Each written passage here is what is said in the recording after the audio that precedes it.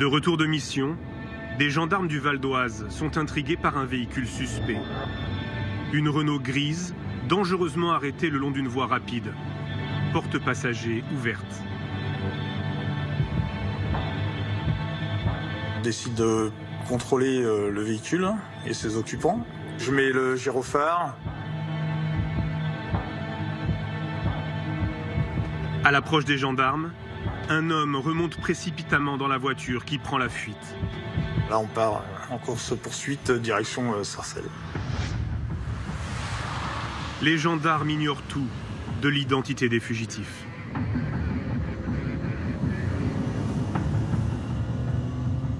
Là, je me dis que j'ai affaire à des gens, oui, qui feront tout pour essayer de nous semer.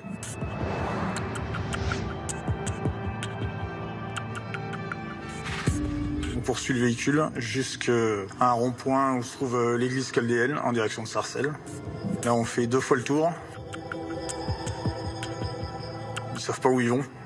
Je vois le passager qui oriente par des gestes la direction à prendre.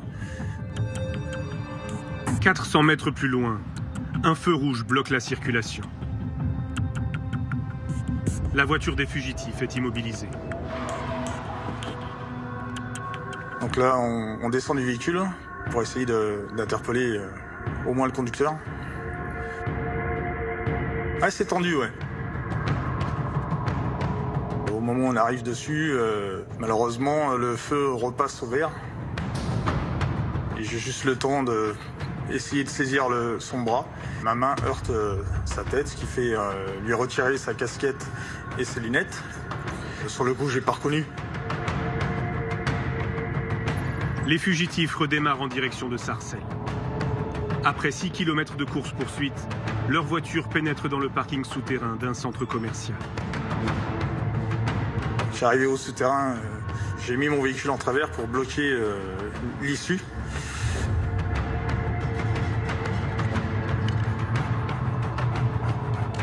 On ne sait pas à qui on a affaire, on ne sait pas s'il y a des armes. On est prudent. Le gendarme tente de suivre la piste avec son chien. La voiture est abandonnée, moteur encore allumé, mais aucune trace des passagers.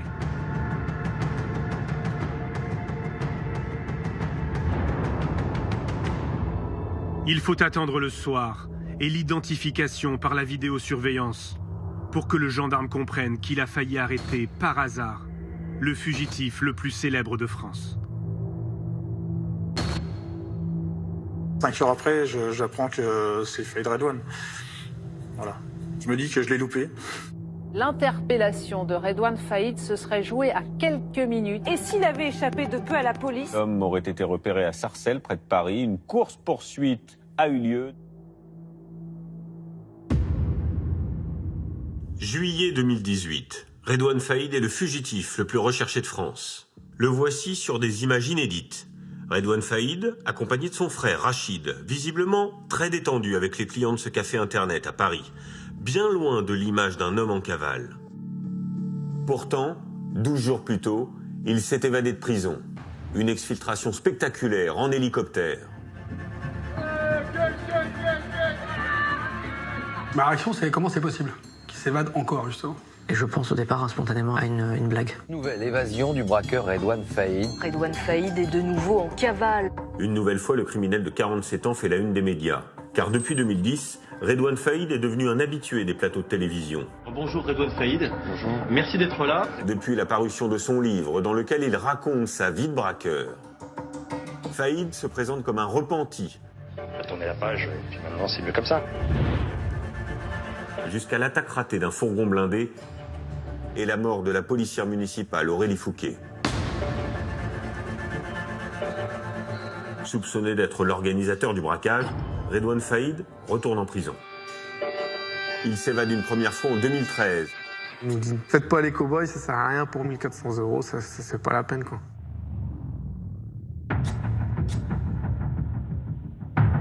Une deuxième en 2018 et renforce ainsi sa réputation de roi de la belle. Vous laissez femme et enfants et c'est parti pour 3 mois intenses. Comment les autorités ont-elles traqué le fugitif?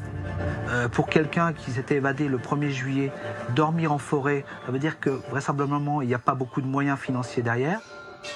On identifie parmi les vêtements retrouvés un t-shirt orange qui était porté par Redouane Faïd au moment de son évasion.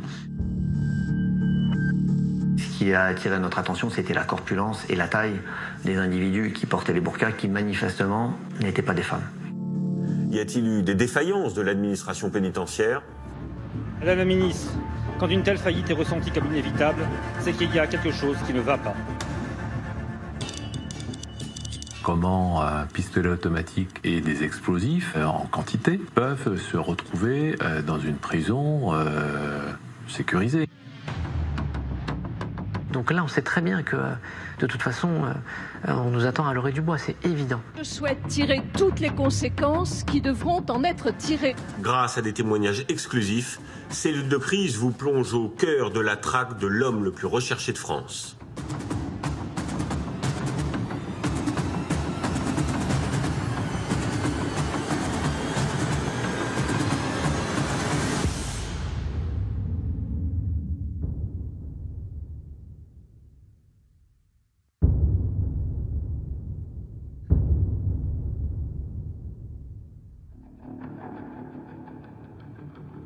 Au cœur de l'hiver 2012, l'administration pénitentiaire organise en urgence le transfert de Redouane Faïd.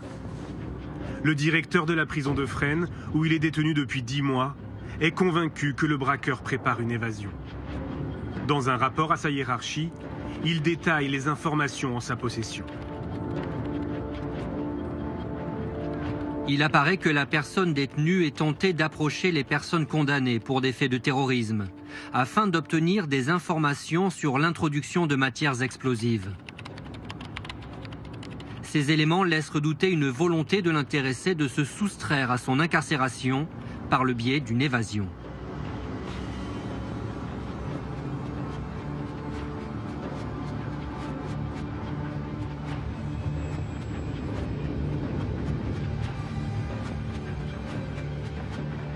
Les autorités choisissent de transférer Redouane Faïd à la prison de l'Île-Sequedin.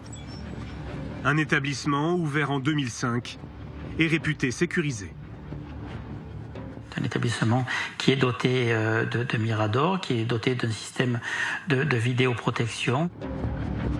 C'est un parc pénitentiaire qui est en capacité de garder des profils sensibles, voire lourds.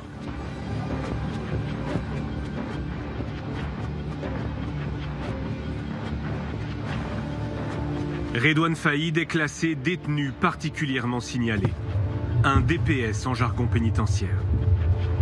Il est soumis à des conditions de détention renforcées. L'arrivée du braqueur dans la prison ne passe pas inaperçue. Christophe est l'un de ses surveillants à Sequedin. Il parle sans autorisation, l'interview a été reconstituée. Quand un détenu médiatique comme ça arrive sur un bâtiment, comme c'était un gros profil, le plus gros profil qu'on avait, tout le monde allait vers lui.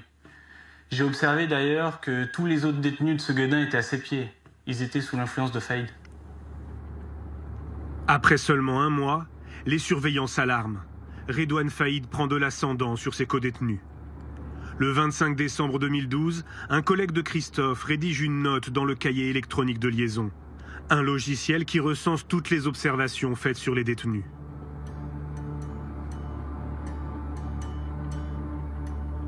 Il passe son temps à discuter énormément avec la personne détenue BS, mais également FA. Ces derniers pourraient être sous son influence pour un éventuel mouvement ou autre au sein du bâtiment B, à surveiller de très près. Malgré cette alerte, progressivement, la tension des surveillants se relâche. Alain Gégaud est alors directeur régional de l'administration pénitentiaire, en charge notamment de la prison de Sequedin. Faïd Redouane va être extrêmement respectueux avec le personnel, il va faire en sorte de se faire oublier, il n'y aura pas d'incident avec un délinquant comme celui-là. Au départ, c'est sûr que quand il arrive, on est tous un peu à l'affût. Après, au fur et à mesure des mois qui passent, on voit rien et la routine s'installe. Après, peut-être qu'on est un petit peu moins vigilant sur certains points sécuritaires.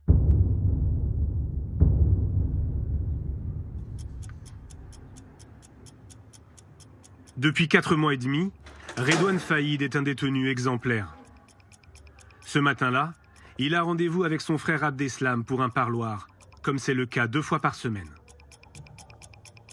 À la main, son sac de linge sale qu'il doit remettre à son frère. En dépit de son statut de détenu signalé, Redouane Faïd n'est soumis à aucune palpation de sécurité en sortant de sa cellule. Il descend au parloir, situé au rez-de-chaussée de la prison, près de la cour extérieure.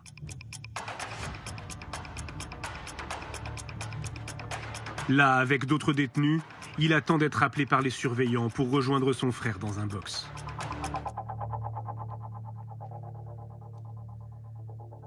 Gérard Carré attend lui aussi pour un parloir.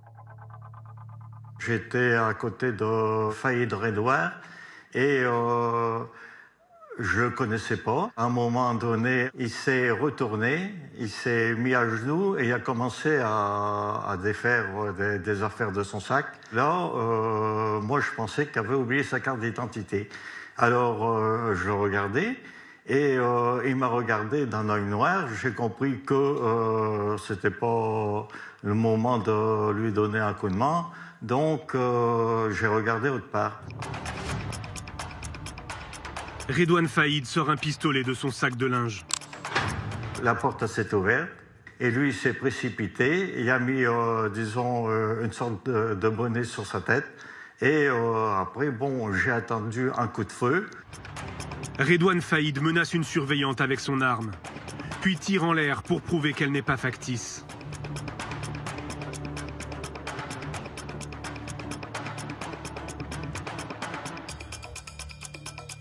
Du côté famille, Isabelle attend dans un box pour une visite. Tout d'un coup, j'entends il est armé, c'est une prise d'otage. Voilà, donc là, je me dis oui, enfin, qu'est-ce qui se passe enfin, voilà. Et puis, j'ai vu passer une personne avec une arme sur la tente d'une autre personne. Avec 3 surveillants sous la menace de son arme, Faïd prend la direction des parloirs. Miguel Langlais, surveillant à Sequedin, commence sa journée de travail. Il va se retrouver pris au cœur de l'évasion. Et là, j'entends la chef qui dit c'est une prise d'otage, c'est Faïd. Dès que j'ai entendu Faïd, tout de suite, on comprend que c'est pas faux et puis il va se passer quelque chose. Je me dis pas que je peux être en danger. Je me dis, faut que j'y aille, je sais pas, c'est l'instinct professionnel. Redouane Faïd se dirige vers la salle d'attente des familles, qui donne directement sur la cour intérieure de la prison. Il détient 3 surveillants en otage. Depuis la fenêtre du couloir, Miguel Langlais observe la scène. Il y a une petite lucarne, et là je vois qu'à l'intérieur, il est en train de mettre quelque chose sur la porte en face. Et là, il me voit, et il me dit, écoute, t'es là, tu restes là. À ce moment-là, vous savez que vous avez une personne armée en face de vous, et vous connaissez le pédigré du bonhomme, vous me dites, je pense que ça va faire mal. De son sac, Redouane Faïd sort un pain de plastique qu'il pose sur la porte, puis il écarte les surveillants. La porte explose et il y a un bout de serrure qui passe à 10 cm de ma jambe. La première explosion, elle me surprend parce que on bouge pas les oreilles. J'ai jamais entendu une explosion aussi forte, à part les pétards. Donc, je me dis, ça y est, on y est, quoi. Hein. Ça n'existe pas que dans les films, quoi. Redouane Faïd se retrouve dans la cour intérieure avec ses 4 otages. Il emprunte le chemin dédié aux familles qui rendent visite aux détenus. Il sait où il doit aller, exactement où il doit aller. On n'a même pas besoin de lui dire, voilà, il sait exactement où il doit aller. Alain Gégaud est chez lui lorsqu'il est prévenu de l'évasion par le directeur de la prison de Sequedin. Moi, pour ma part, je suis informé dans les 7-8 minutes qui suivent le début de l'évasion. La première question que je me suis posée, c'est comment un pistolet automatique et des explosifs en quantité peuvent se retrouver dans une prison sécurisée. Préfet, police, gendarmerie, l'alerte remonte jusqu'aux plus hautes autorités. Lorsque les premiers policiers arrivent sur place, l'évasion est toujours en cours.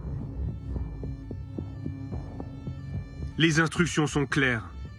Aucune action avant l'arrivée du GIPN, le groupe d'intervention de la police nationale.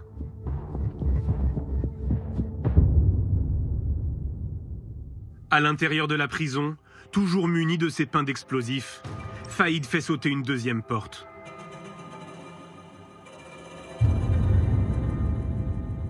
Il nous dit, faites pas les cow-boys, ça sert à rien pour 1300 ou 1400 euros, c'est pas la peine, quoi. C'est pas la peine. Pensez à votre famille, à vos enfants. Enfin, il nous fait comprendre que ça sert à rien de faire le héros, quoi. Le braqueur et ses otages arrivent à la troisième porte. Les surveillants des Miradors sont armés. Pour éviter d'être pris pour cible, le détenu demande aux otages de former un bouclier humain autour de lui.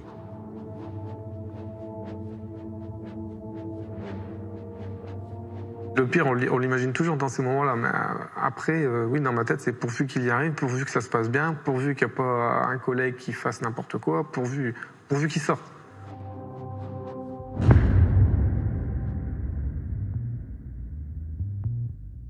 Redouane Faïd fait sauter la dernière porte, celle qui le conduit à l'extérieur de la prison. 24 minutes se sont écoulées depuis le début de la prise d'otage. Le braqueur se retrouve face aux policiers. Les premiers intervenants sont là. Ils assistent en fait à la fin de l'évasion. Ils se situent à l'extérieur, évidemment, de la maison d'arrêt, et ils voient la dernière porte exploser. Avec la fumée, l'odeur qui se dégage, ils ne peuvent pas agir sans mettre en danger la vie des otages. La numéro 2 de la PJ lilloise est accablée. Ce sont ces équipes qui ont arrêté Faïd en juin 2011. Quand on apprend l'évasion de Faïd Redouane, l'équipe est quelque part en rage. Parce que c'est quand même un camouflet pour la puissance publique qu'un homme de cette dangerosité s'évade d'une prison. Le braqueur et ses otages longent la prison en courant sur 500 mètres, jusqu'à un pont situé sous l'autoroute. Là, un complice attend Faïd dans une voiture.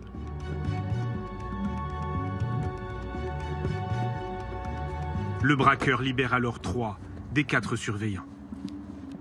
Il m'a dit, toi tu viens avec moi dans la voiture. Alors pourquoi moi, je sais pas. Dans ces moments-là, on dit pas oui, on dit pas non, on n'a pas le choix. Miguel Langlais se retrouve à l'arrière de la voiture avec Redouane Faïd. Le véhicule s'engouffre sur l'autoroute, direction Paris. J'ai eu peur, ouais. Oui, je me souviens très bien d'avoir eu peur. Ouais.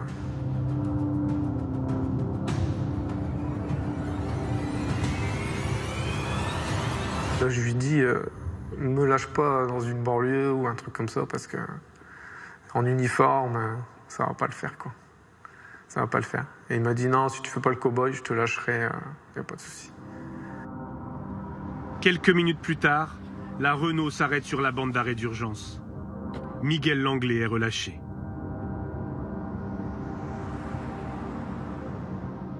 Ah là, tout s'effondre. On pense à tout, on pleure. Hein, là, on est soulagé, mais tout se ressasse, quoi. Tout revient, et puis on s'effondre. On pense aux enfants, on pense à tout, quoi. Là, c'est dur. Hein.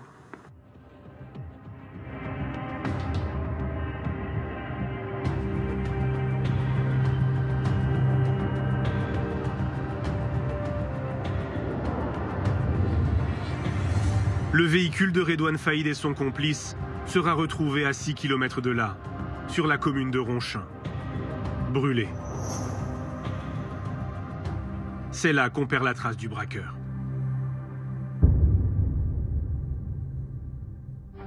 Mais tout d'abord donc cette évasion spectaculaire ce matin, un détenu issu du grand banditisme. Le braqueur Redouane Faïd s'est enfui de la prison en utilisant des explosifs et en prenant 5 personnes en otage. Redouane Faïd est le fugitif le plus recherché de France. Des barrages sont mis en place, des gendarmes déployés, des hélicoptères mobilisés.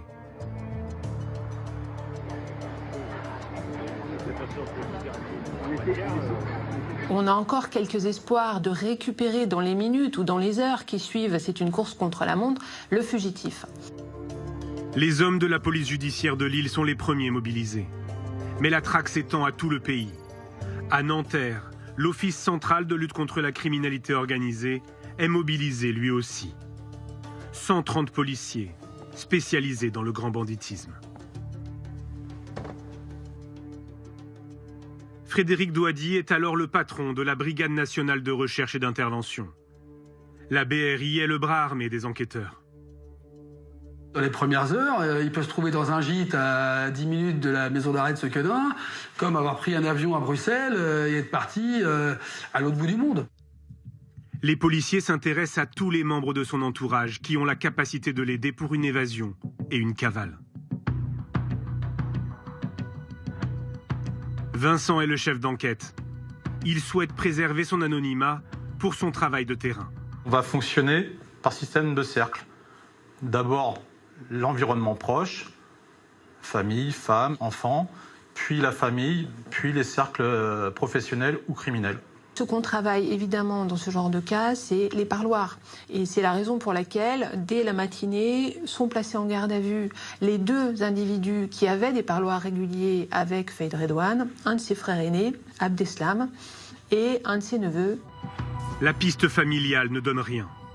Abdeslam Faïd, le frère de Redouane qui l'attendait au parloir, est rapidement mis hors de cause. Des centaines de policiers sont à l'heure qu'il est aux trousses de Redouane Faïd depuis son... Cette traque a une particularité qui change la donne. Elle est suivie en direct par les médias. L'homme désormais le plus recherché de France laisse derrière lui... Cette notoriété le dessert un peu en fin de compte, parce qu'à ce moment-là, d'une enquête normale, vous passez à une enquête extraordinaire. Donc derrière, vous aurez, je dirais, tous des services de police qui vont être mobilisés qu'à ça, et certainement en nombre supérieur à ce qui aurait été si ça n'avait pas été Redouane Faïd. Donc sa priorité, ça va être de rester dissimulé, ça va être de passer sous les écrans radars.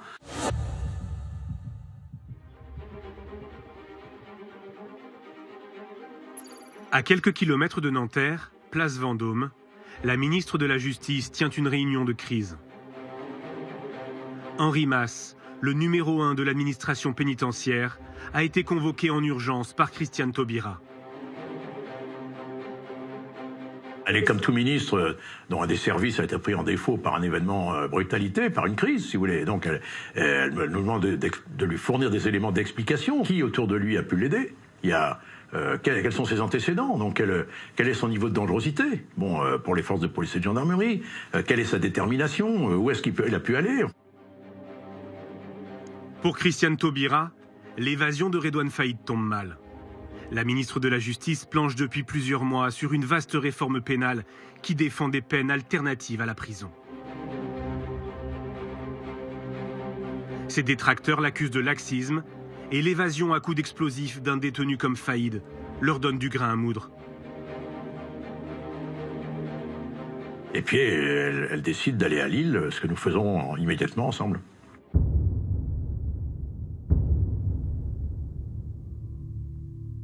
À Sequedin, les responsables de la prison doivent assurer le bon fonctionnement de l'établissement, en dépit des dégâts causés par l'évasion.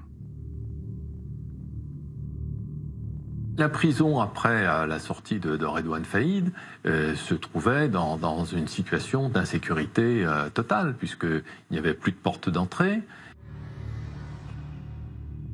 On ne va pas pouvoir assurer le fonctionnement de l'établissement dans des conditions normales. Sequedin, c'est 800 détenus. C'est un samedi, donc c'est un jour de parloir. Donc ça veut dire qu'il faut aussi expliquer aux détenus que compte tenu de la situation de crise au niveau de l'établissement, les parloirs n'auraient pas lieu, et maintenir les gens dans leurs cellules.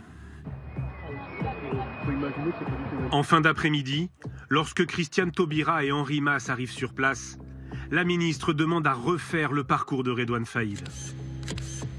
Alain Gégaud les accueille. Quand Christiane Taubira arrive à Sequedin, elle est quand même d'humeur assez désagréable, mais ça peut tout à fait se comprendre. Et donc demande à comprendre ce qui s'était passé et le pourquoi du comment. Ça me confirme ce que je sais, c'est-à-dire que si vous voulez, quand on fait sauter des portes de sortie d'établissement pénitentiaire avec des explosifs, c'est exceptionnel, enfin, c'est quelque chose d'une intensité inconnue.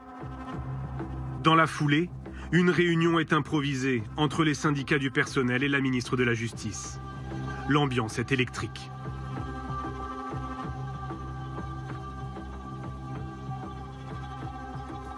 Stéphane Le Serre, représentant local des surveillants, est sur place depuis le matin. C'est un genre de défouloir où on vit de nos sacs, quoi. On lui dit que c'était prévisible parce qu'on avait alerté à plusieurs reprises l'administration par des courriers, par des tracts, de vive voix. Et on avait toujours dit que la maison d'arrêt de Sequedin, les parloirs, c'était une zone sensible. Prise à partie par les syndicats, Christiane Taubira menace de quitter la salle. La réunion est forcément dans un climat de tension, puisque nous venons de vivre ensemble tous un moment extrêmement dur, et surtout les personnels eux-mêmes. Alors, ils sont partie prenante dans cette affaire exceptionnelle. Donc on prend acte de ce qui vient de passer, et on partage avec eux la difficulté de ce qu'on vit, avec une tension évidente. Les syndicats de surveillants organisent des blocages dans tout le pays. L'évasion mine le terrain de la réforme voulue par la ministre. Elle va devoir lancer en priorité un plan de sécurisation des prisons.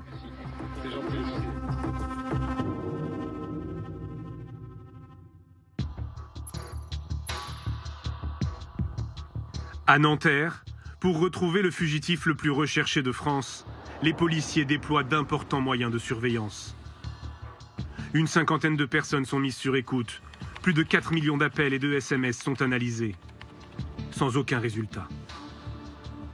On a une constante, c'est-à-dire des fausses informations diffusées par ses proches ou par lui-même, aux fins d'orienter les enquêteurs sur l'étranger.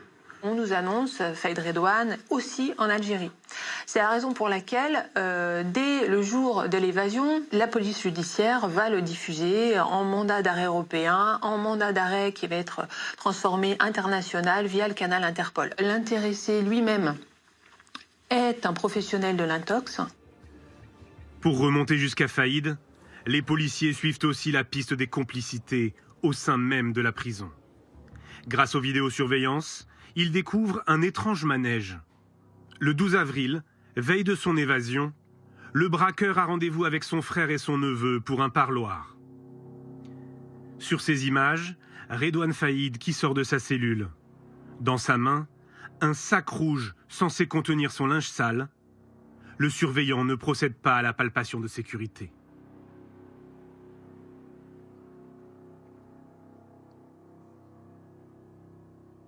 Faïd salue des détenus, puis entre dans le local d'entretien dont l'accès lui est normalement interdit.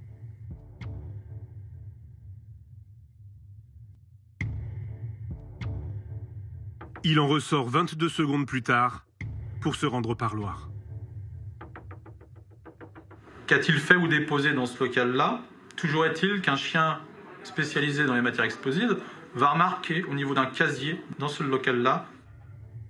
Pour les enquêteurs, Redouane Faïd vient de récupérer son arme et les explosifs. Il descend au parloir, mais celui-ci est annulé. Son frère et son neveu ne se sont pas présentés. Dans le jargon pénitentiaire, c'est ce qu'on appelle un parloir fantôme. Redouane Faïd revient en cellule. Comme le parloir n'a pas eu lieu, son sac de linge sale n'est pas fouillé. Par la suite, Faïd Redouane va avoir un comportement atypique, puisque d'ordinaire, il assiste à l'ensemble de ses promenades, il va à la bibliothèque ou à la musculation. Or, suite à ce parloir fantôme, on va constater que Redouane Faïd va regagner sa cellule et ne sortira plus du tout jusqu'au lendemain matin dans le cadre de son évasion.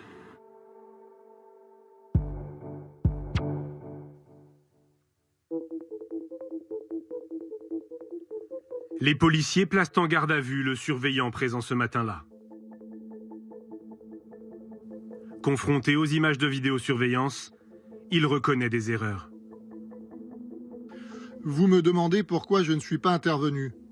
Sur la palpation, je reconnais, je ne l'ai pas fait parce que j'y ai pas pensé. Sa présence dans le local d'entretien, je n'ai pas fait gaffe qu'il est entré dans cette pièce. Ça aurait dû m'interpeller. J'aurais dû m'en rendre compte. Comment expliquez-vous cette succession d'anomalies? La routine. Erreur de ma part. Ce qui est incroyable, c'est que le gardien n'ait rien vu. On a l'impression qu'il est totalement berné par Redouane Faïd. Il n'y a pas que les surveillants pénitentiaires qui se sont laissés berner par Redouane Faïd. La hiérarchie, elle aussi. En fait, 2 jours avant l'évasion, une commission DPS s'est réunie. Elle devait statuer sur Redouane Faïd. Alors, dans cette commission, il y a le procureur, les services de police, les services de gendarmerie et bien sûr la direction de la prison. Et à aucun moment, un risque d'évasion de Redouane Faïd n'a été évoqué. Est-ce que depuis l'administration a reconnu ses erreurs? Alors, elle a reconnu des fautes individuelles, mais elle n'admet officiellement aucune défaillance de l'institution. Écoutez le directeur régional de l'époque, Alain Gégaud. Le type, il est seul en cellule. Sa cellule fait l'objet de contrôles réguliers. Il est pris en charge quand il y a des mouvements à l'intérieur de la prison, quand il sort. Qu'est-ce que vous voulez faire de plus par rapport à la prise en charge d'un détenu ? Ça, c'est pour la théorie, mais dans les faits, des défaillances, oui, il y en a eu. En fait, Redouane Faïd était soumis à un régime de détention plus strict. Sa cellule devait faire l'objet de contrôles et de fouilles réguliers. Il devait lui aussi systématiquement être soumis à des palpations de sécurité en sortant de cellule ou en revenant de Paloire. Et ça, ce n'était pas toujours fait. Mais ça ne suffit pas en fait à expliquer l'évasion et les policiers restent persuadés que si une arme et des explosifs ont pu rentrer dans la prison, c'est grâce à une complicité interne.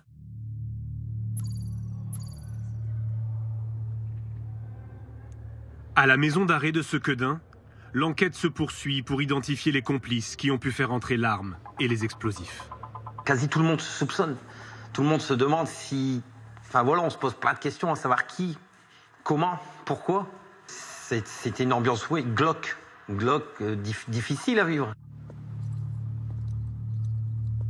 Les policiers suspectent un autre surveillant. Selon certains détenus, il serait connu pour faire entrer toutes sortes d'objets illégaux dans l'établissement. Il est placé en garde à vue.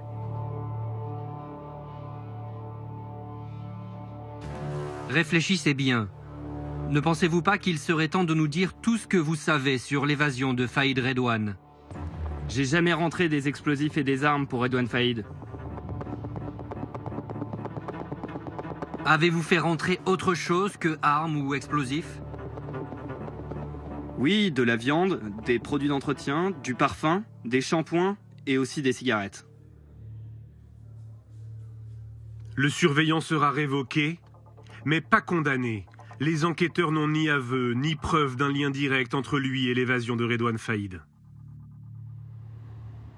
L'enquête sur les complicités au sein de la prison piétine. Mais la traque va connaître une brusque accélération.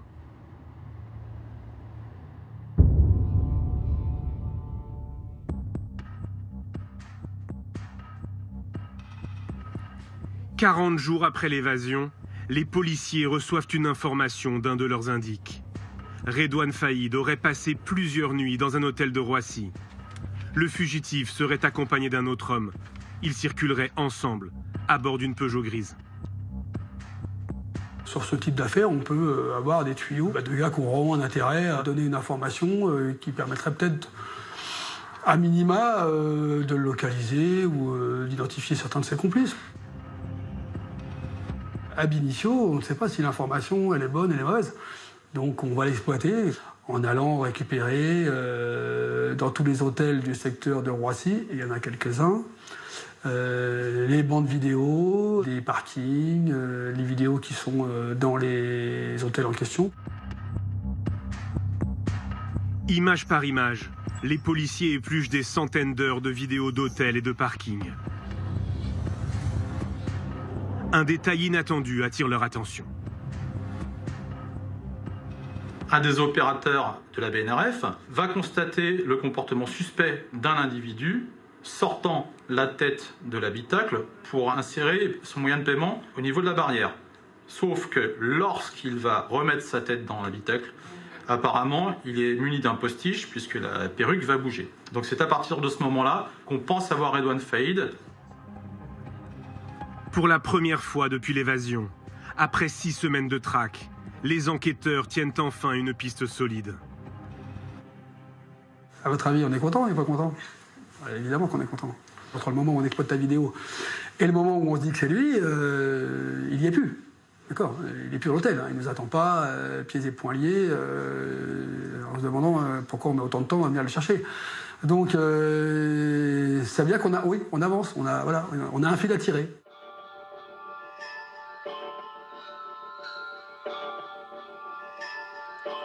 Grâce à cette image prise sur le parking, les policiers remontent jusqu'à un hôtel Ibis. 30 enquêteurs sont mobilisés pour éplucher à nouveau les vidéosurveillances de l'établissement. Cette fois, ils reconnaissent formellement Redouane Faïd. Il porte une perruque et des lunettes de soleil. Il sort de l'ascenseur, des sacs à la main. Sur une autre vidéo, les policiers le voient entrer dans l'hôtel, accompagné d'un homme. Là, on le voit en pied, on voit... Voilà, puis surtout, on détecte la présence d'un autre individu qui l'accompagne. Hein. Et pour le coup, celui-là, il a un nom. L'homme aux côtés de Redouane Faïd a réservé la chambre d'hôtel sous sa véritable identité, Hassan Bourouas. Âgé de 29 ans, il est connu des services de police pour vol et port d'armes, mais n'a jamais été incarcéré. Il a le profil parfait pour Redouane Faïd. C'est quelqu'un qui ne laisse pas de traces. On n'arrivera pas à lui remonter de ligne téléphonique. Et d'ailleurs, c'est une commande de Redouane Faïd pour avoir ce type d'individu à ses côtés. C'est un loup solitaire. Les critères demandés par Redouane Faïd, c'était quelqu'un qui n'allait pas lui amener la police, quelqu'un qui n'était pas recherché. Lorsque les policiers identifient Faïd, les 2 hommes ont déjà quitté les lieux. Pour retrouver leurs traces, les enquêteurs sollicitent les groupes hôteliers dans toute la France. Ont-ils une réservation au nom d'Hassan Bourouas? Le 28 mai, la confirmation tombe. Un dénommé Bourouas occupe une chambre dans un motel de Ponto-Combo, en Seine-et-Marne. La réservation, elle est en cours, par contre. Donc il faut tout de suite se projeter sur le terrain pour aller vérifier et surtout valider cette réservation et confirmer que dans cet hôtel, il y a premièrement Bourouas et surtout Redouane Faïd.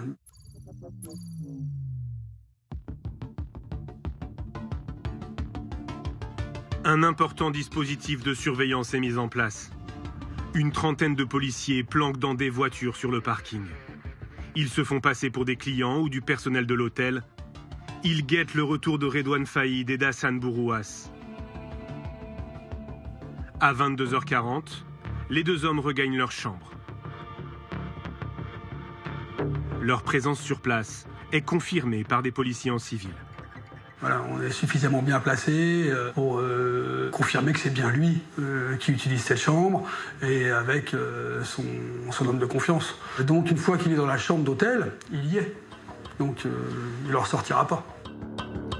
La BRI nationale demande des renforts au PJ de Versailles et de Lille.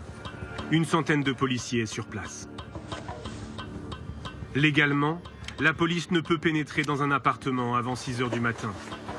Mais dans les affaires de grand banditisme ou de terrorisme, les juges autorisent des assauts au milieu de la nuit. Le feu vert tombe par email à 00h45.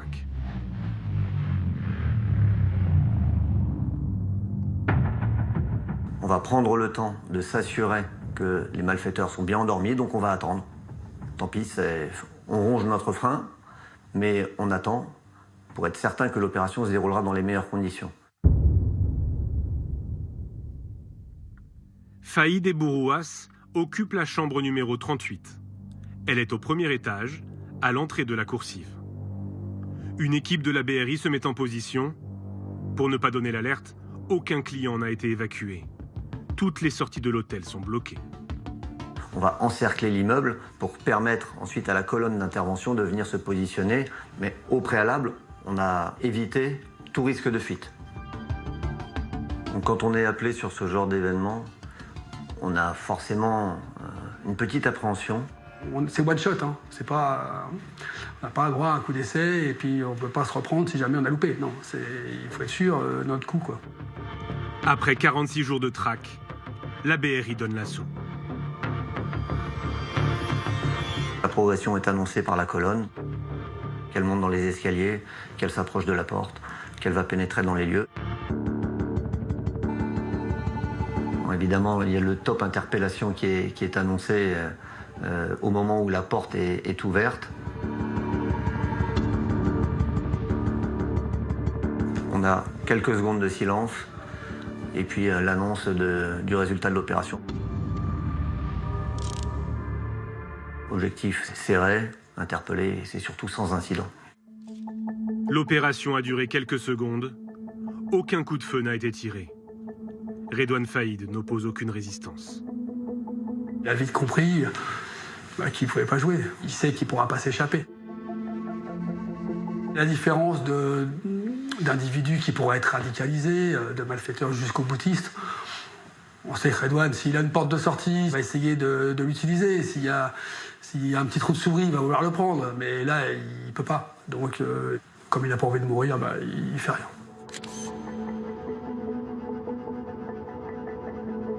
Il est groggy et puis il sait qu'il est fait, il a les menottes dans le dos et voilà, il monte dans la voiture et il va pas dire un mot jusqu'à de notre bureau.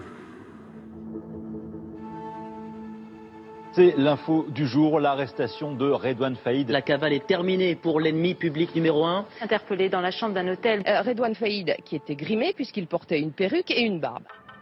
Sous très haute surveillance, Redouane Faïd est transféré au palais de justice de Lille. Face au juge, il ne livrera jamais le nom de ses complices. Interpellé avec lui, Hassan Bourouas sera condamné pour transport d'armes. De son côté, l'administration pénitentiaire va tenter de tirer des leçons de cette évasion.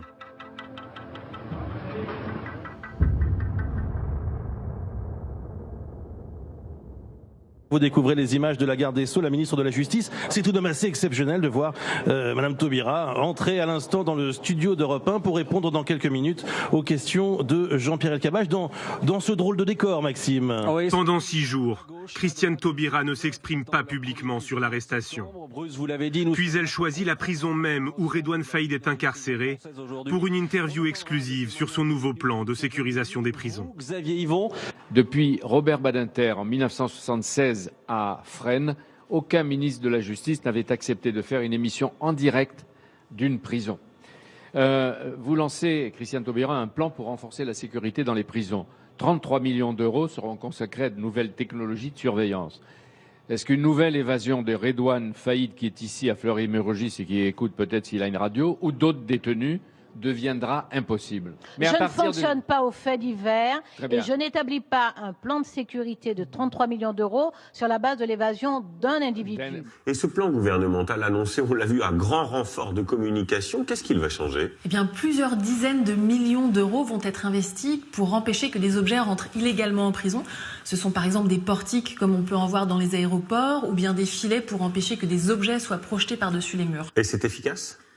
Apparemment non, puisqu'à Condé-sur-Sarthe, il y a quelques semaines, la compagne d'un détenu a fait entrer illégalement un couteau en céramique avec lequel 2 surveillants ont été agressés. Ce plan, il vient aussi renforcer les mesures de sécurité encadrant les DPS, les détenus particulièrement signalés. En fait, l'évasion de Faïd a révélé des pratiques très différentes en fonction des établissements. Donc un nouveau texte va venir harmoniser et renforcer ces mesures de sécurité. Bien, on imagine qu'avec toutes ces mesures, ce plan, ces millions qui sont investis, une évasion de Redouane Faïd est désormais impossible. En théorie, oui, et pourtant, il va y parvenir en organisant lui-même sa propre exfiltration.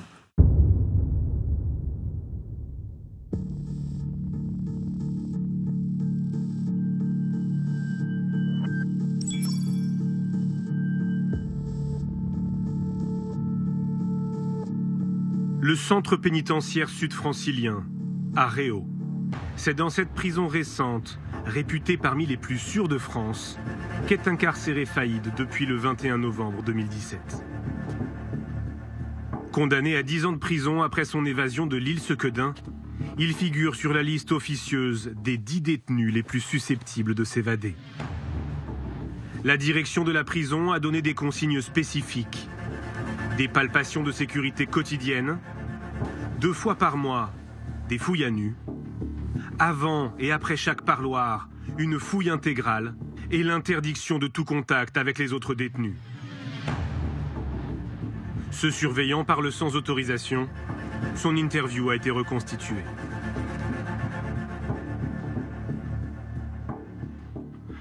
Quand il allait au téléphone, tout son secteur était bloqué. C'était le seul détenu que j'ai vu en France pour qui on bloquait même le personnel. On le bloque, on bloque tout le monde. Il passe avec 2 surveillants et un gradé du quartier d'isolement, comme une star. Il est starifié. Tout le monde le regarde.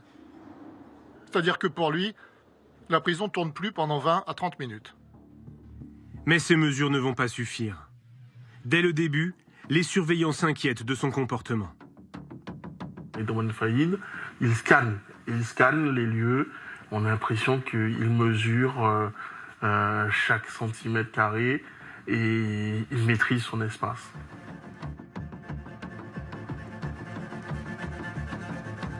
Faïd, c'est lui qui nous observait en fait. Il prend ses marques, il prend ses repères, il s'habitue. Les agents font remonter ces observations à leur hiérarchie. À partir de janvier 2018, moins de 2 mois après l'arrivée de Faïd, la direction régionale envoie des emails d'alerte auprès de la direction de l'administration pénitentiaire. La direction régionale de Paris réitère la demande de transfert en urgence, par mesure de sécurité et surtout pour éviter un incident très grave. Pendant 6 mois, des messages toujours plus alarmistes réclament le départ de Faïd de la prison de Réau, sans réponse de la direction centrale.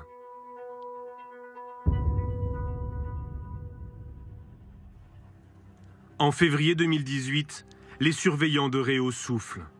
Le braqueur est jugé en appel à Paris pour l'attaque ratée d'un fourgon blindé dans laquelle la policière municipale Aurélie Fouquet a été tuée. Le temps du procès, Faïd est transféré à Fleury-Mérogis. À l'issue de ce procès, des peines seront prononcées à l'identique, peut-être plus. Voilà. Après, nous, ce que nous aurions souhaité sont des aveux, mais je pense que nous ne les obtiendrons pas. Redouane Faïd est condamné à 25 ans de prison pour association de malfaiteurs. Il se pourvoit en cassation.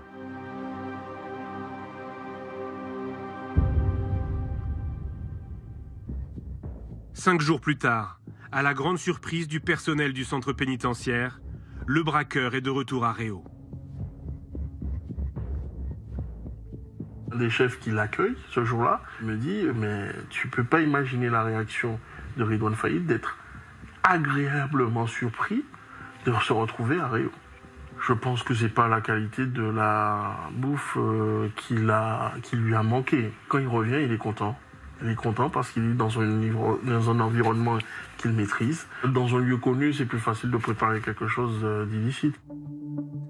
Moins de 15 jours après le retour de Faïd à Réau, la direction régionale redemande par email son transfert à l'administration centrale.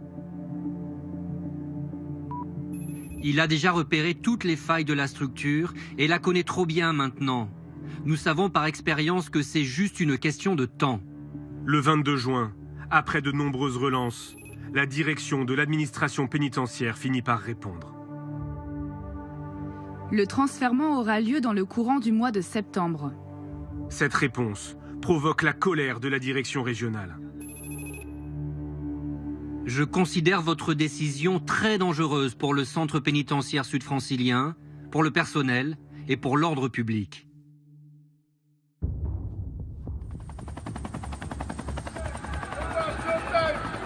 Le 1er juillet 2018, 9 jours après cet email, Redouane Faïd s'évade une deuxième fois.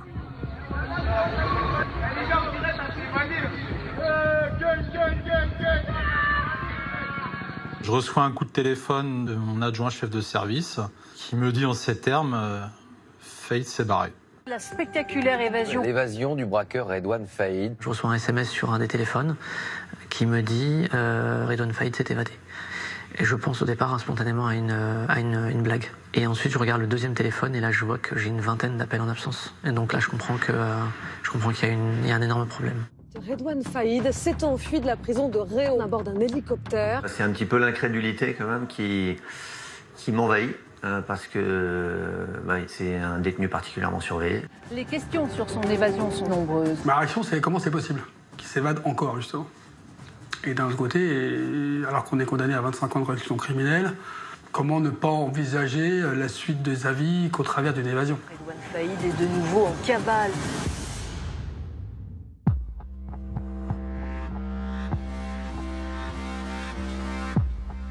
« 1750 policiers et gendarmes sont mobilisés, une nouvelle fois.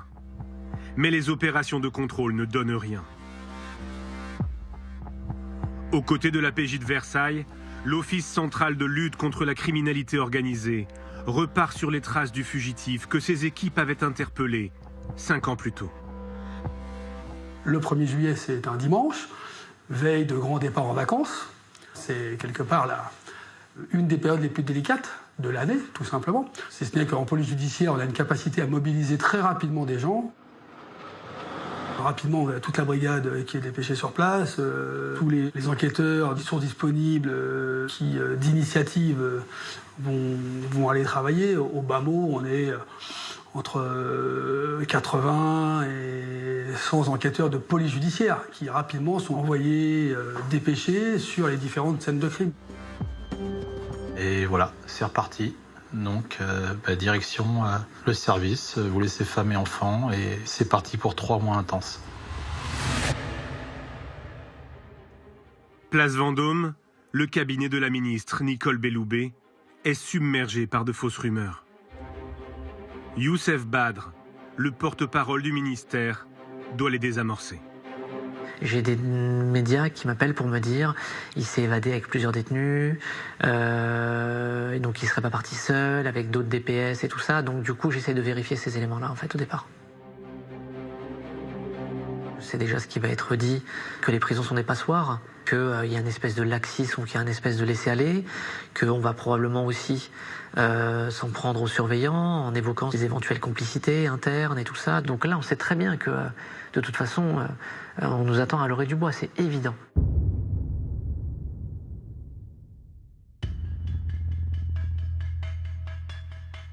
En fin d'après-midi, le 1er juillet, la ministre se rend à Réau.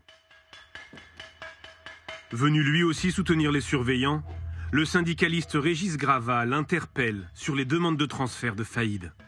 Je dis à la ministre, il y a des éléments qui prouvent clairement qu'il y avait quelque chose qui se préparait et les agents vont remonter. Maintenant, qu'ont fait vos services? Donc sa réponse est une réponse politique. Si on pouvait vraiment prévoir avec certitude, où elle dit qu'elle acquiesce, mais à mi-mot, et elle est super gênée par ça. Devant les journalistes, Nicole Belloubet ne met pas en avant la question des transferts, mais confirme une faille dans la sécurité de la prison. Nous avons là un commando qui sans doute avait repéré les lieux par le biais de drones. L'enquête judiciaire qui est en cours le dira certainement, et qui a donc conduit à cette évasion tout à fait spectaculaire en permettant à un hélicoptère de se poser sur la seule cour de la prison qui n'était pas couverte par des filins de sécurité. En fait, la première faille qui est identifiée, c'est ça. Et la première question que se pose la ministre, c'est de se dire pourquoi il n'y a pas de filin anti-hélicoptère dans la cour d'honneur. On découvre juste qu'en 2011, lorsque l'établissement est livré, en fait, les filins anti-hélicoptères sont prévus dans le cahier des charges. Donc ils sont prévus sur la cour d'honneur. On ne saura jamais parce qu'on n'y était pas, mais on ne saura jamais pourquoi ils n'ont pas été installés. La garde des Sceaux livrera l'explication 2 mois plus tard, devant une commission de l'Assemblée nationale. Elle est plutôt embarrassante pour l'administration pénitentiaire. Ils n'ont pas été posés à la demande de l'administration pénitentiaire. Il a en effet été considéré à l'époque que cette cour d'honneur était un lieu où les détenus ne circulaient pas. Un détenu ne naît dans la cour d'honneur qu'au moment où il rentre dans la prison et où il en sort, ou pour les extractions. Ça n'était à l'époque pas perçu comme un risque. Dès les premières heures, les policiers analysent les appels de tous les téléphones mobiles à proximité des zones traversées par le commando. Ils repèrent 5 téléphones actifs pendant l'évasion. Ils n'émettront plus aucun signal par la suite. Ces téléphones sont ceux des complices de Faïd. Leurs déplacements permettent de reconstituer l'organisation très minutieuse de l'exfiltration.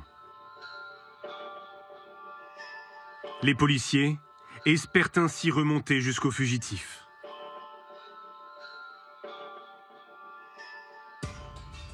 Dès 8h30, le 1er juillet, une Renault Mégane noire se déplace sur la N104 en Seine-et-Marne. Elle fait étape à Lésigny pour déposer un complice. L'homme porte le matériel qui va servir à l'évasion.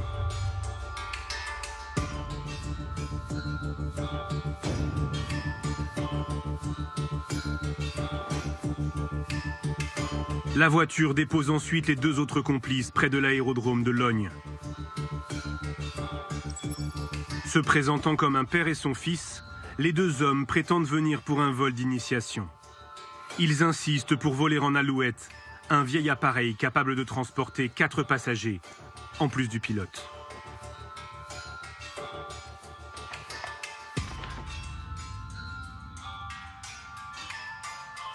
La Renault Mégane retourne ensuite à Gonesse et se gare en bordure de la D370, près d'une station essence. C'est là que l'hélicoptère déposera Redouane Faïd et les membres du commando, après l'évasion.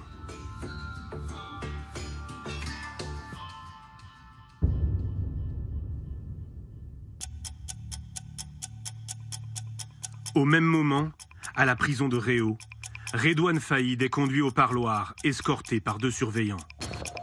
Il est vêtu d'un t-shirt orange, détail qui va avoir son importance. Dans une synchronisation parfaite, le complice de la Mégane donne le top départ par téléphone au commando de l'hélicoptère.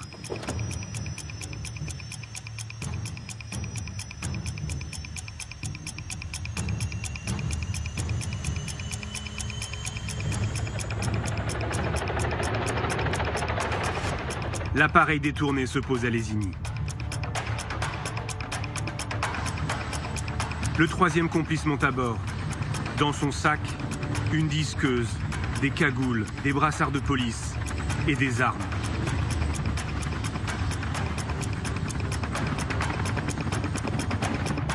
Le commando est au complet.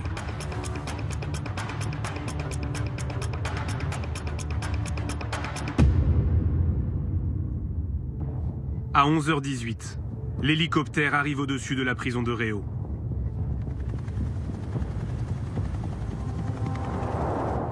Les comptes rendus des surveillants permettent de reconstituer ce qui s'est passé minute par minute.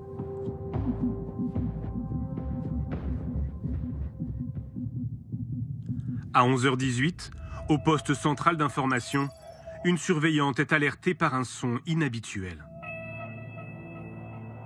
J'ai entendu le bruit assourdissant, semblable à celui d'un hélicoptère venant du haut. Un premier individu est descendu du côté droit. Il était vêtu d'une combinaison foncée noire. Un second individu est descendu du côté gauche.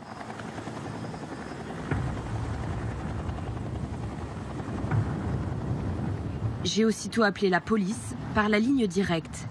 Celle-ci était en dérangement. À la porte d'entrée de la prison, le surveillant-chef tente lui aussi de contacter la police. Sans succès.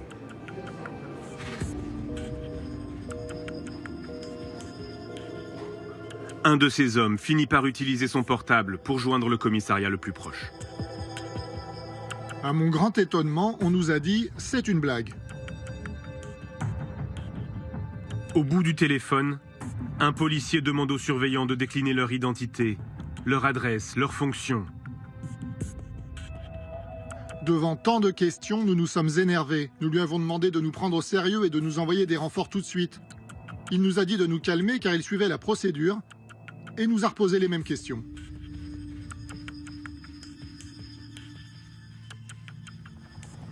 Le surveillant-chef distingue à l'intérieur de l'hélicoptère le pilote tenu en joue par un homme cagoulé.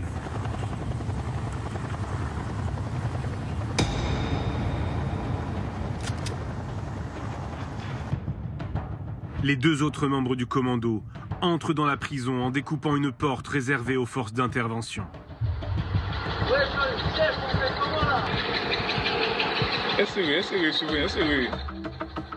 Suivant la procédure en cas de crise, les surveillants ramènent tous les détenus dans leurs cellules.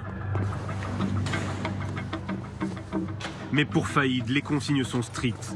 Il ne doit croiser personne lors de ses déplacements. Donc on est sur le point de bloquer tous les mouvements et de sortir Faïd, et c'est à ce moment-là que le commando arrive. Ça s'est joué à peut-être une petite minute, quoi. Mais vraiment à peu de choses près, parce qu'on avait déjà évacué tout le parloir sauf lui. Le surveillant resté au parloir se retrouve nez à nez avec un membre du commando.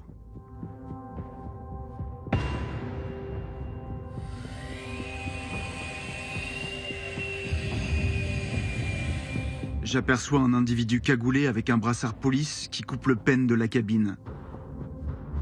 Cet individu ne m'a pas vu durant sa manipulation. Sans arme, le surveillant est dans l'impossibilité d'intervenir. Redouane Faïd et ses complices rejoignent l'hélicoptère.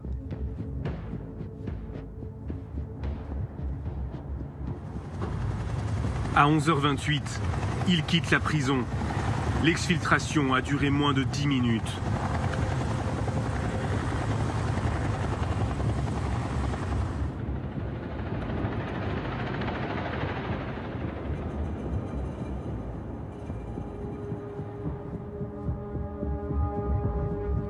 La police n'arrivera qu'après le décollage de l'hélicoptère.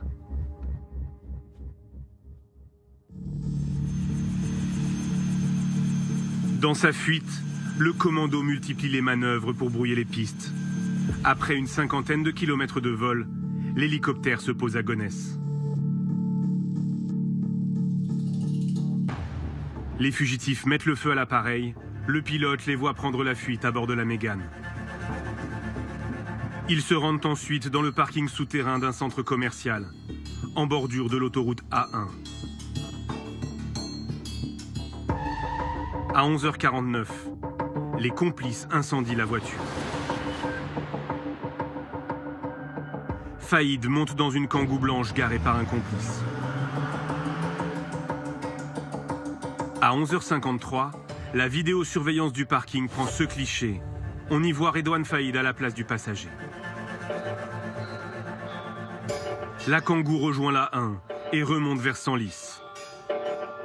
À 12h11, les lignes téléphoniques des membres du commando cessent toute activité.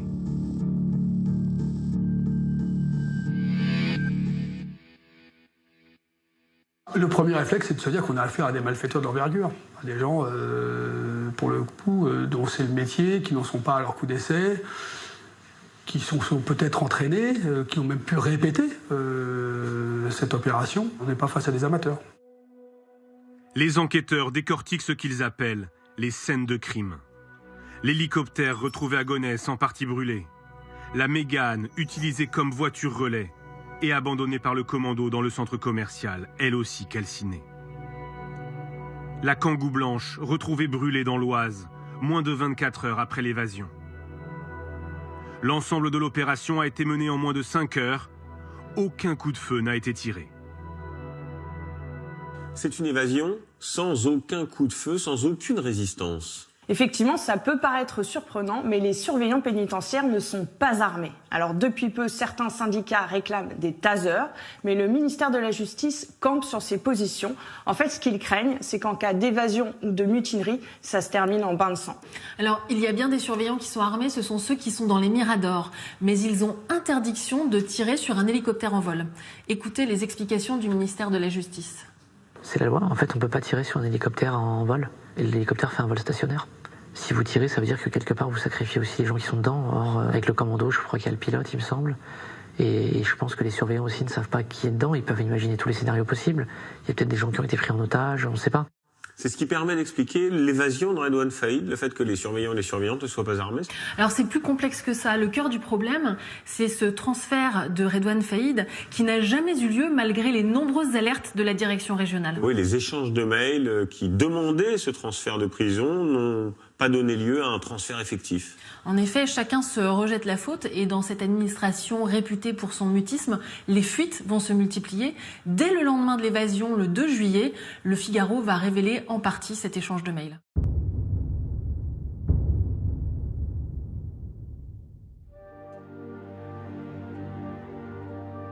Dans ces mails, les services pénitentiaires avaient demandé son transfèrement rapide au vu de sa menace sérieuse de passage à l'acte.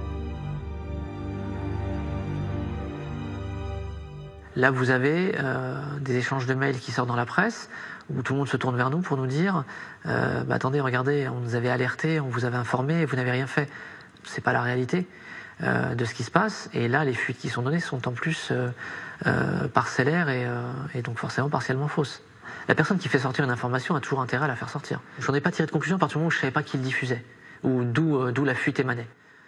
Ces mails traduisent la remontée du terrain qui n'a pas été suivie par ces décideurs.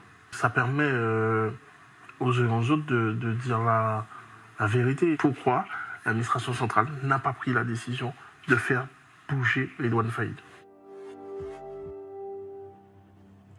Avec ces fuites qui pointent des dysfonctionnements au plus haut niveau de l'administration pénitentiaire, Nicole Belloubet se retrouve en première ligne.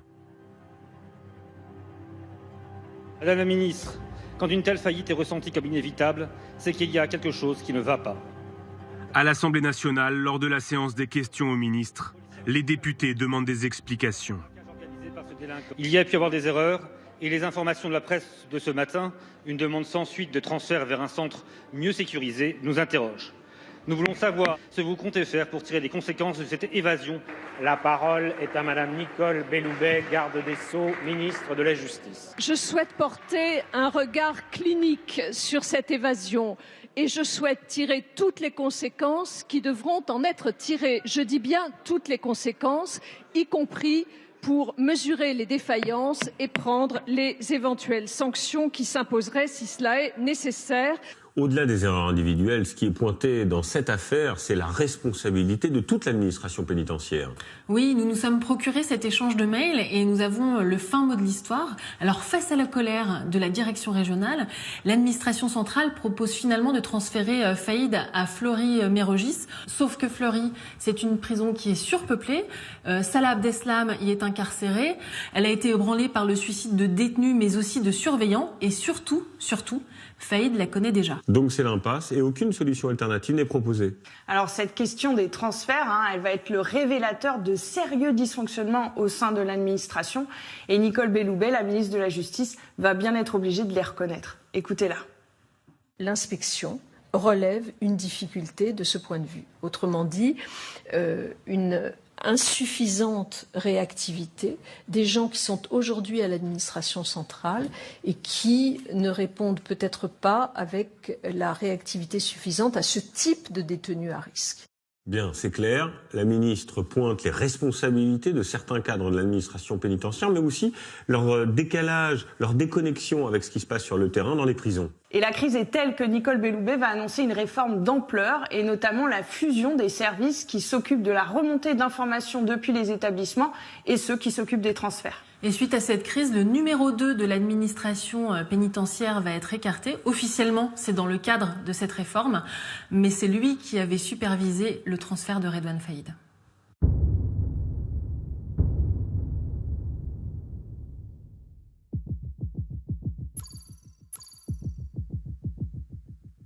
Pendant que le ministère de la Justice fait face à la polémique, à Nanterre, le numéro 2 de la police judiciaire se plie à l'exercice d'une conférence de presse.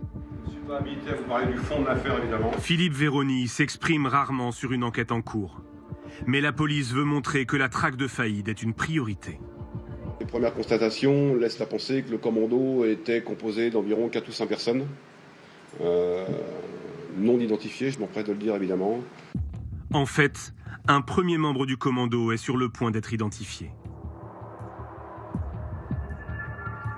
Rapidement, les enquêteurs abandonnent la piste de complicité dans le grand banditisme. Selon eux, le fugitif Faïd attire trop la lumière. Dans les jours qui vont suivre, ça va être la piste familiale qui va se décider concernant Redouane Faïd. Il n'y a pas de bandits ou de malfaiteurs qui ont voulu s'associer à son projet d'évasion, parce qu'ils doivent se douter qu'à côté du moment où il aura réussi à s'évader, il aura sur le dos tous les flics de France. Donc tous ceux qui seront dans son entourage et qui auront été associés seront dans la nasse, et seront dans les mailles du filet et seront levés un jour ou l'autre. Au sein de la brigade de recherche des fugitifs, c'est le policier qui avait déjà traqué Faïd après l'évasion de 2013 qui supervise l'enquête. Nous travaillons sur toutes les archives de la police, notamment les anciennes affaires, et on essaye de ressortir l'identité de ses complices. Et on s'est aperçu que Redouane Faïd, des membres de sa famille avaient été mis en cause, notamment 2 de ses neveux. Des frères de Faïd et certains de ses neveux sont connus des services de police. Il faut tisser une toile d'araignée, essayer de s'assurer que les gens qu'on cible sont bien là. S'ils sont pas là, on est en droit de se dire qu'ils sont peut-être du coup avec Redouane. Bon, on va s'intéresser du coup à leurs proches, à proprement parler, les frères, les cousins, les oncles, les tantes, les neveux. La plupart habitent la région de Creil, dans l'Oise. Des écoutes téléphoniques sont lancées, les policiers se déploient dans la ville. Un travail de filature très délicat. Chaque cible mobilise 5 à 7 policiers. Ils savent tous qu'à un moment ou à un autre, ils risquent d'être surveillés par la police. Donc on est obligé d'engager beaucoup de fonctionnaires de façon à ce que ce ne soient pas toujours les mêmes qui soient au contact et qu'il puisse y avoir une rotation, je dirais, dans les surveillances qui vont être exercées. Les enquêteurs vont donc désormais se concentrer sur les membres de la famille de Redouane Faïd. Ils vont se focaliser en fait sur 2 frères, les 2 frères qui rendent le plus souvent visite à Redouane Faïd en prison, Brahim Faïd et Rachid Faïd. Alors Brahim, il est présent le jour de l'évasion, il nie toute implication. Les enquêteurs vont quand même le placer en garde à vue et ils le relâchent au bout de 30 heures. Et l'autre frère, Rachid ? Rachid, il rend une dernière fois visite à Redouane en prison le 26 mai, c'est 1 mois avant l'évasion. Et ensuite, il a un alibi solide, il part pour l'Algérie. Donc lui aussi est écarté par la police ? Pas tout à fait, parce qu'en fait, les enquêteurs s'aperçoivent qu'il a un 2e passeport, qu'il a réservé des billets pour rentrer en Europe en multipliant les escales. Ils perdent sa trace à Amsterdam, mais ils sont convaincus que le jour de l'évasion, il était bien présent en France. Et ça va se confirmer, ça, par la suite ? Un élément vient confirmer cette thèse, l'ADN retrouvé sur le parcours du commando, et il correspond bien à celui de Rachid Faïd. C'est un point important et une sacrée avancée pour l'enquête, car désormais les enquêteurs, la police, sait que Rachid Faïd était présent au moment de l'évasion. Ils vont décider en fait de ne pas rendre l'information publique parce que ce qu'ils espèrent, c'est que Rachid Faïd les conduise jusqu'à son frère Redouane. Bonjour Stéphane. Bonjour Jérôme. Vous êtes pilote d'hélicoptère. Nous découvrons votre voix, votre visage aussi. On a beaucoup parlé de vous depuis dimanche dernier, depuis cette évasion spectaculaire de Redouane Faïd. Ils me font descendre de l'hélicoptère, ils me prennent en joue avec des armes et des coups de crosse et m'expliquent ce qu'on allait faire et leur choix d'aller aller chercher un ami à la prison de Réau. Et ils m'expliquent qu'il faut que j'obtempère et que je fasse bien mon travail, sinon ma famille serait certainement menacée et que quelqu'un était devant chez moi. Le récit de la prise d'otage est précis, mais pour les enquêteurs, des questions persistent. Le vol de l'hélicoptère semble très préparé. Le plein d'essence aurait été calculé au plus juste pour décoller avec 5 passagers. Un vol sans GPS, en rase-motte, pour échapper au radar. Le commando a-t-il été aidé par un expert? Un autre élément intrigue les enquêteurs. Une proche du pilote a échangé des lettres avec Faïd jusqu'en 2016.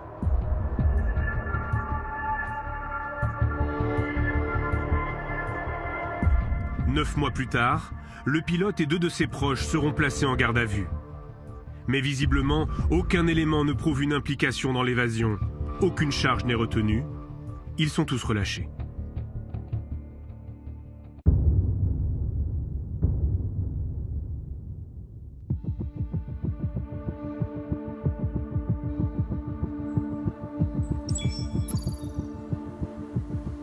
Une découverte en forêt confirme la piste familiale.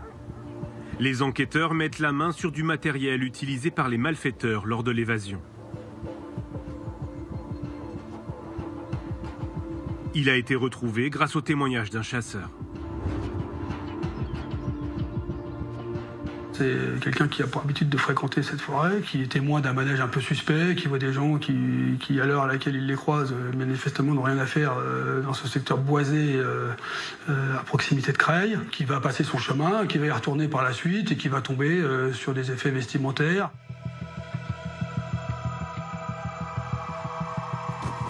On identifie parmi les vêtements retrouvés un t-shirt orange qui était porté par Redouane Faïd au moment de son évasion.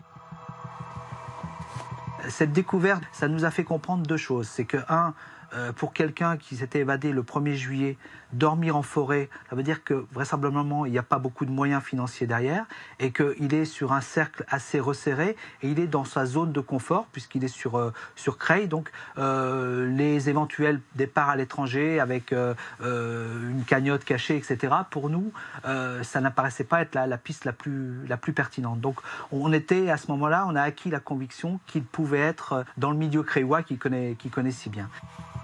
Sur place, les policiers retrouvent surtout des armes.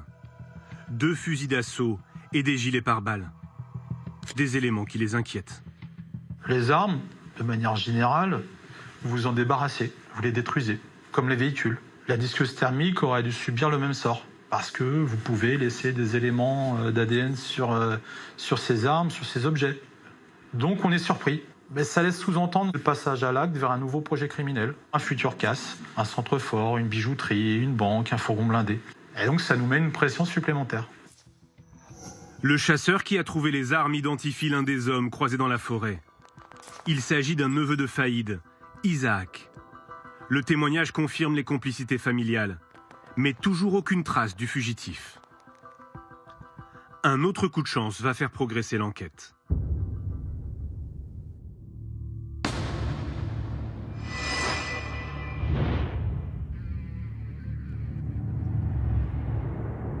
Pris en chasse par une voiture de gendarmerie après un contrôle inopiné, Faïd et un complice se réfugient dans le parking d'un centre commercial. Ils parviennent à prendre la fuite à pied.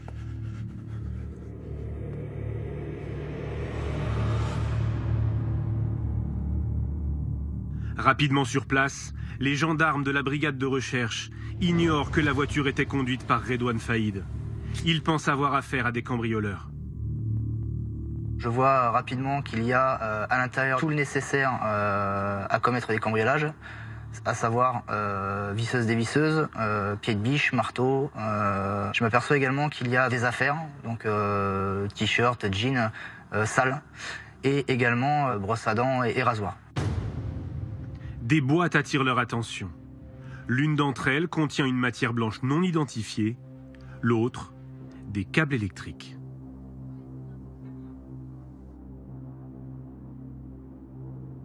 Et là, mon collègue me dit immédiatement, oh là là, attention, on dirait de l'explosif. Comme j'ai pas de formation en explosif, la crainte que j'ai à cet instant T, c'est que effectivement, que ça vienne exploser et qu'on dénombre pas mal de morts, étant donné qu'au-dessus du parking, on a quand même une salle de sport qui est bondée. On est au mois de juillet, donc il fait relativement chaud. Donc ouais, moi ma crainte à ce moment-là, c'est effectivement que la matière se dégrade et qu'elle vienne exploser. C'est la capitaine Marie Lenéillon qui lance l'évacuation. On a une trentaine de gendarmes qui arrivent quasi dans les 15 à 20 minutes. Donc on commence à faire un gel vraiment des lieux, à pousser les personnes. Et peu de temps après, je sais que la commissaire de Sarcelles arrive aussi avec un maximum de renforts. Et là, on a pu vraiment s'organiser pour vraiment interdire l'accès dans un rayon de 300 mètres, 400 mètres aux personnes, faire évacuer le McDonald's, faire évacuer la salle de sport. Le soir même, les 2 fugitifs sont formellement identifiés sur les images de vidéosurveillance.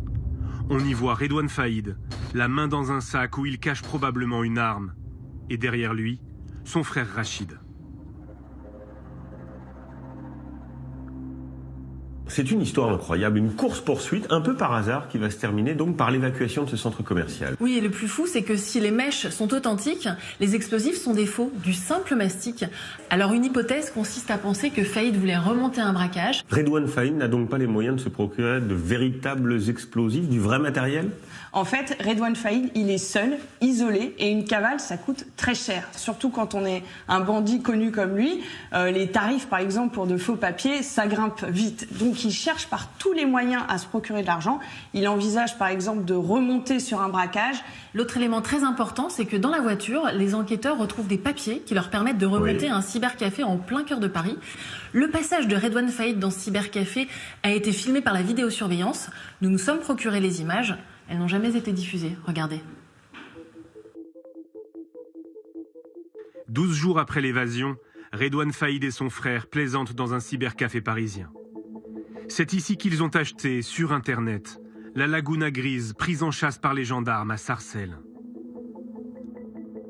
On voit quelqu'un qui a l'air plutôt serein, hein, qui fait des courses comme vous ou moi, sans être particulièrement stressé.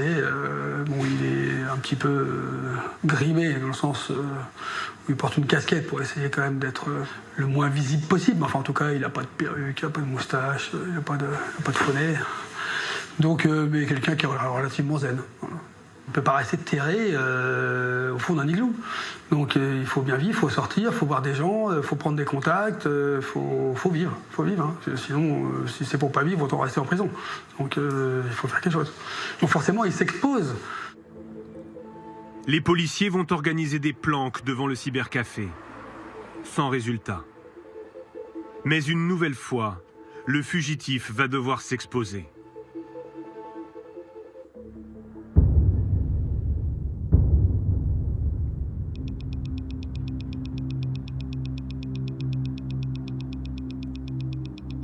Des unités de la BRI se déploient dans la forêt de Creil.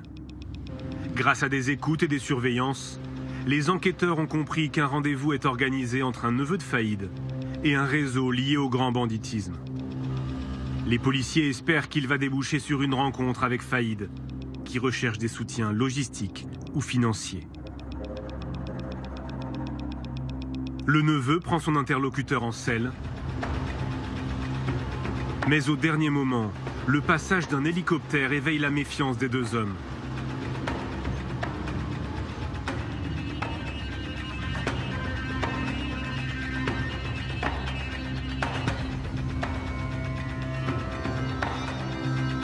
Le rendez-vous n'aura pas lieu.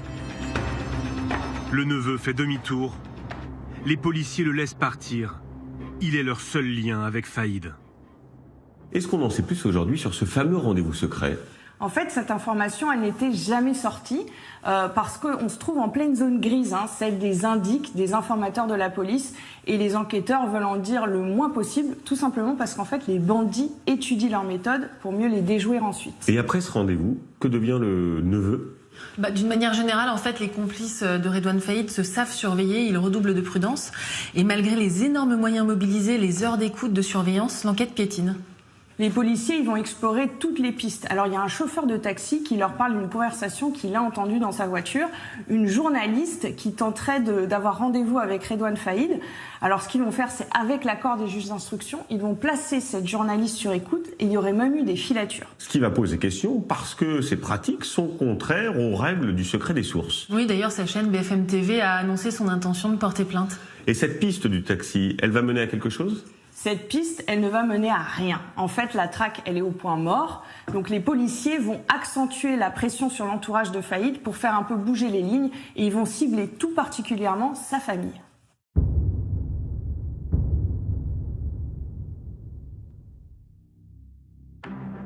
Le 5 septembre, une vague de perquisitions est lancée en Île-de-France et dans l'Oise. Les policiers cherchent à mettre la pression sur l'entourage de Faïd, dans l'espoir que l'un des proches sous surveillance commette une erreur.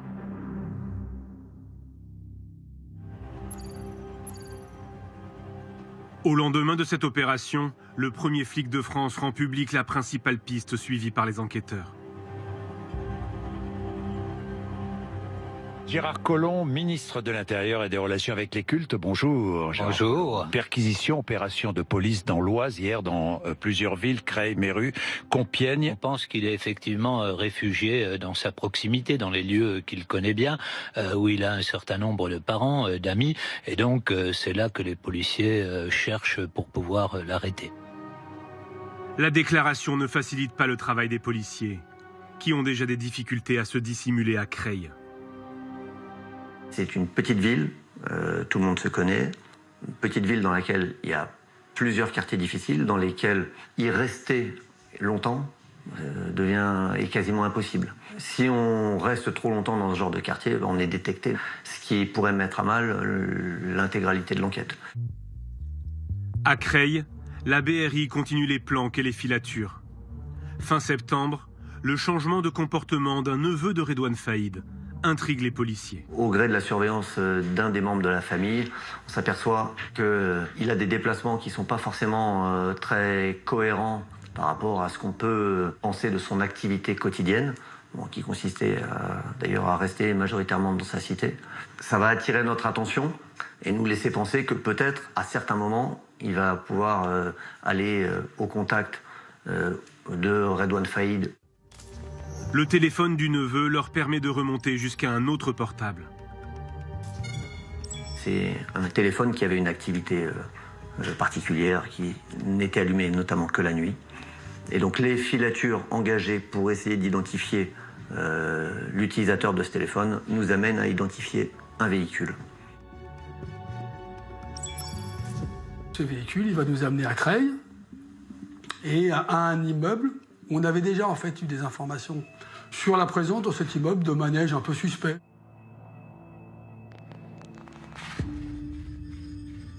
Les policiers s'intéressent à l'une des habitantes de l'immeuble. Le jour, elle a une activité normale, mais ses sorties nocturnes sont plus inhabituelles. Elle est en contact avec 2 personnes en niqab qui sortent de son immeuble et montent à bord de sa voiture. Des tenues peu courantes dans ce quartier de Creil. On va utiliser à la fois des moyens humains et techniques pour surveiller cette adresse. Et on va revoir de temps à autre ce binôme et effectivement constater que la personne sous le niqab est assez grande, a du mal à se déplacer et qu'il y a de grandes chances pour qu'effectivement ce soit un homme. Difficile de les suivre dans les rues désertes.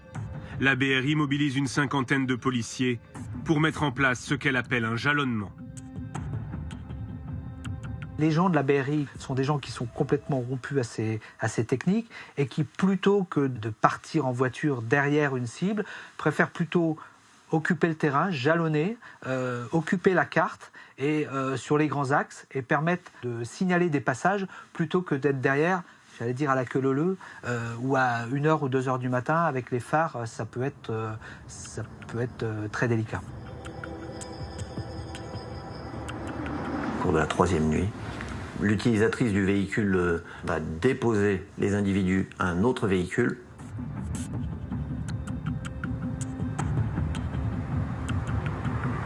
Et là, les individus auront enlevé leur burqa.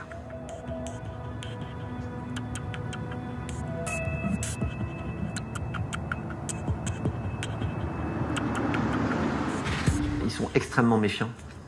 Donc ça nous conforte dans l'idée que ces individus sont à minima des gens recherchés et particulièrement aguerris.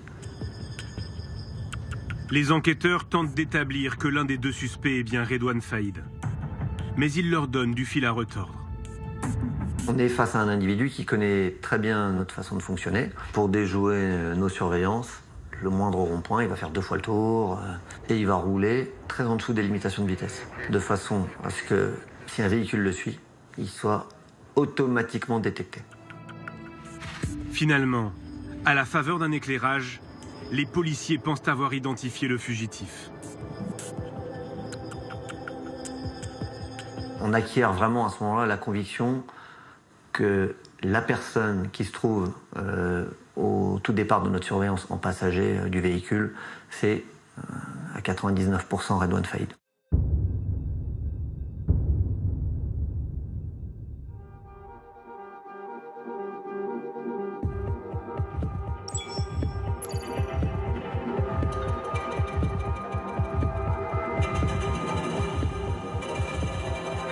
L'assaut est donné après 93 jours de traque.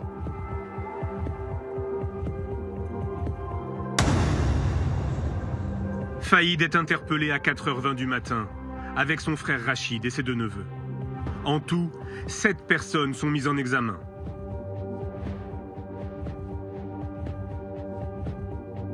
Comme en 2013 et la fin de sa première cavale, le chef d'enquête est sur les lieux. Il me reconnaît, hein, je le vois dans son visage. Il est assis menotté, mis à disposition par les groupes d'intervention. On a des armes retrouvées à proximité de lui. Il est hagard, voilà. Il sait que c'est perdu. Puis tout de suite, voilà, le naturel revient au galop et il va nous demander qui l'a balancé. Assez rapidement, il va se mettre à parler, presque à sourire, quoi. Voilà, parce qu'il sait que, je pense qu'il a déjà en tête le 3e projet. Redouane Faïd retourne en prison. Une cellule l'attend dans le centre de haute sécurité de Vendin-le-Vieil. Les mesures d'isolement sont encore renforcées. Pour cette nouvelle évasion, Faïd risque jusqu'à 20 ans de prison.